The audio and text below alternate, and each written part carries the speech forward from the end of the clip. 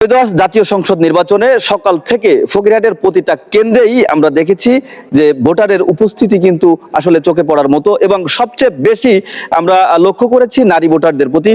নারী ভোটারদের সকাল থেকে উপস্থিতির যে পরিমাণ উপস্থিতি হয়েছে সেটি কিন্তু পূর্বের বছরের তুলনায় এবছর আমরা দেখছি যে তাদের ভিতরে একটা উৎসাহ উদ্দীপনা কাজ করছে। পুরো ফকিরহাটে অর্থাৎ পুরো বাগেরহাটে এবং টোটাল বাংলাদেশের যদি হিসাব করি আমি, তাহলে এই ত্রয়োদশ জাতীয় সংসদ নির্বাচন দীর্ঘ 17 বছর পর অনুষ্ঠিত হওয়ার কারণে প্রত্যেকের মধ্যে একটি নির্বাচনী আমেজ কাজ তো অবশ্যই করছেই। সেই সাথে কিন্তু সকালবেলা সেই 8টা থেকে ভোটারদের স্বতঃস্ফূর্ত উপস্থিতি এটিকে প্রমাণ করে দেয় যে এই নির্বাচনটি আসলে সুষ্ঠু, অবাধ এবং নিরপেক্ষ হচ্ছে। সেই সাথে আমরা আইন শৃঙ্খলা বাহিনীর যারা সদস্যবৃন্দ আছেন তাদেরও প্রত্যেকটা জায়গায় প্রত্যেকটা পয়েন্টে আমরা যে ভূমিকা দেখছি সেটিকে ধরে নেওয়া যায় এই নির্বাচনটি শতভাগ সুষ্ঠু এবং অবাধ হবে। এবং আমরা এই মুহূর্তে রয়েছি মানসা যে কেন্দ্র, সেই কেন্দ্রতে বাইদিয়ার মোড়েই। এটি হচ্ছে 3টি ওয়ার্ড মিলেই এই কেন্দ্রটির অবস্থান, যে কারণে এখানে ভোটারের উপস্থিতিও বেশি, ভোটারের সংখ্যাও বেশি। আমরা এই মুহূর্তে কথা বলছি এখানকার প্রিজাইডিং অফিসারের সাথে। সকাল থেকে ভোটারের উপস্থিতি এবং সর্বশেষ আপনার কাছে কি তথ্য আছে যে কত % কাস্ট হয়েছে আপনার? ধন্যবাদ আপনাকে। আসসালামু আলাইকুম।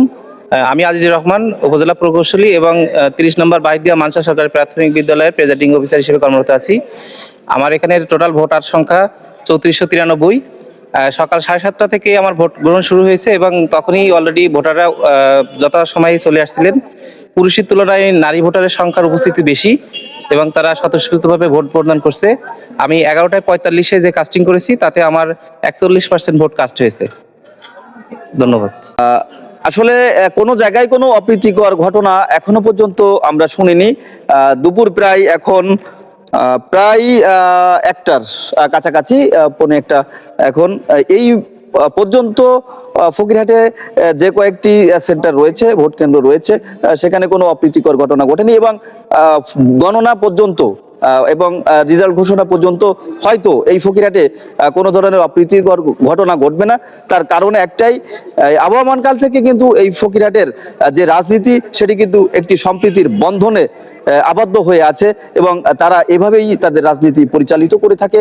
যে কারণে এই ফকিরহাটে ঝুঁকিপূর্ণ কিছুটা বলা হয়েছে কেন্দ্রগুলোকে, কিন্তু যেহেতু একটা সম্প্রীতির বন্ধনে এখানকার রাজনীতি আবদ্ধ, সেহেতু এখানে কোনো ধরনের অপ্রীতিকর ঘটনা ঘটবে না এমনটা প্রত্যাশা করে বাইদিয়া মানসা সেন্টার থেকে আমি বিদায় নিচ্ছি। রনি হাসান, বাগেরহাট ভিশন 24।